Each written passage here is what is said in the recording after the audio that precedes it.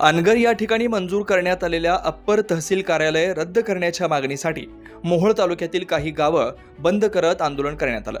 एवढंच नाही तर अर्धनग्न ठेंबा मोर्चा काढत आंदोलन करण्यात आलं।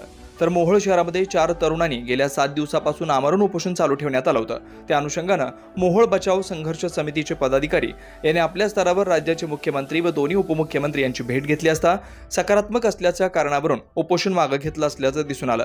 यावेळी संघर्ष समितीचे संजय क्षीरसागर पहा काय म्हणाले। या मागणीसाठी गेली 15 दिवसांमध्ये अनेक आंदोलनं झाली। वेगवेगळ्या प्रकारचे आंदोलन करून मोहोळ बंद करून ही शासनाला जाग येत नाही म्हणल्यानंतर या मोहोळमधल्या काही बहादर शिवसैनिकांनी या ठिकाणी अमरण उपोषणाचा इशारा दिला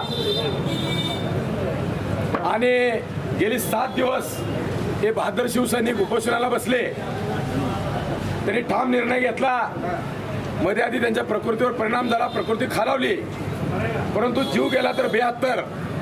परंतु या मोहोळ तहसीलची आम्ही विभागणी होऊ देणार नाही, नाहीतर या मोहोळ तालुक्याला अनगरकरांच्या विरोधामध्ये बलिदान देण्याची परंपरा आहे। म्हणून आमचं बलिदान गेलं तर चालेल अशा प्रकारचा ठाम निर्णय घेऊन गेली 7 दिवस हे शिवसैनिक तरुण उपोषणाला बसले।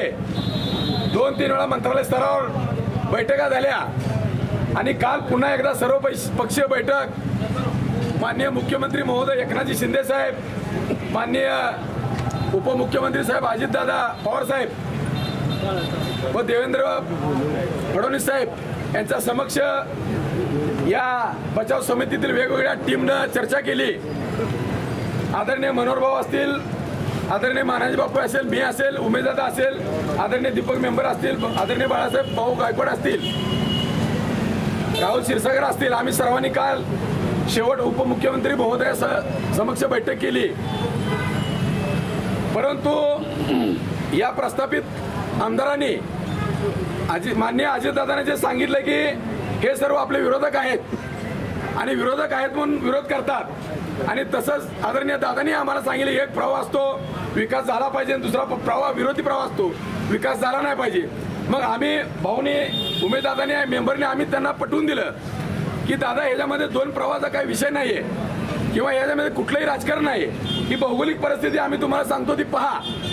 दादाने ती भौगोलिक परिस्थिती तो नकाशा पाहिला आणि त्या ठिकाणी आम्ही त्यांना दाखवलं अनगर कुठल्या ठिकाणी आहे आणि मोहोळचं घोडेश्वर दक्षिण भागातलं शेवटचं ठिकाण 60 किलोमीटरवर आहे।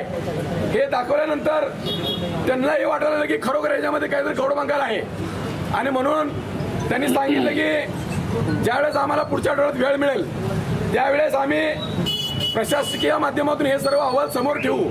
माननीय मुख्यमंत्री, माननीय दोन्ही उपमुख्यमंत्री आणि दोन्ही बाजूच्या कार्यकर्त्यांना एकत्र बोलवून एक बैठक घेऊ आणि खरोखरच यामध्ये जर असं वाटलं की हे जाणीवपूर्वक कुठल्या तरी भागावर अन्याय करायच्या हेतून होत आहे तर त्याचा निश्चितपणे योग्य तो विचार केला जाईल अशा प्रकारचं अभिवचन त्यांनी दिलं। आणि खरोखरच आम्ही प्रत्यक्ष दादांना ज्यावेळेस भेटलो, अजितदादांना ज्यावेळेस भेटलो त्यावेळेस आमच्याही लक्षात आलं की कुठलंही दादा याच्यामध्ये कुठलंही राजकारण करत नाहीये, फक्त त्यांना मिसगाईड केलेला आहे, हेतुपूर्वक त्यांना वास्तव लपवून ठेवलेला आहे आणि हा निर्णय केलेला आहे। आणि म्हणून आमच्याही मनाची समजूत झाली की कुठल्याही परिस्थितीत या तहसील कार्यालयाचं विभाजन होणार नाही आणि जर झालं तर अन्य ठिकाणी होईल, परंतु अनगरला तर होणार नाही अशा प्रकारची आमच्या सर्वांची ठाम भूमिका झाली।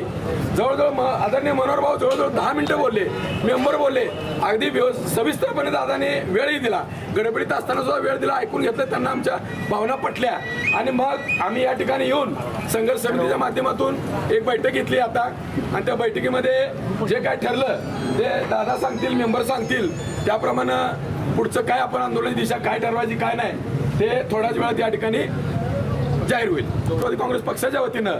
आणि एक माझे भाऊबंद म्हणून मी यांना विनंती करतो की चांगल्या प्रकारे सकारात्मक चर्चा झालेली आहे त्यामुळे आणि दादाही बोलता बोलता बोलले की उपोषण आंदोलन ह्याच्यापेक्षाही आपण बसून बैठकीत निर्णय घेऊया असं दादाही बोलले। त्यामुळे मी माझ्या वतीनं यांना विनंती करतो की आपण उपोषण सोडावं। तुम्ही 7 दिवस जे जीवाची बाजू लावून या तालुक्यासाठी लढला त्यावेळेस तालुका तुमच्या ऋणात आहे, तुमचं ऋण तालुका कसा मी विसरणार नाही एवढंच मी तुम्हाला विनंती करतो आणि आपण उपोषण सोडावं अशी नम्र विनंती करून 2 शब्द संपवतो।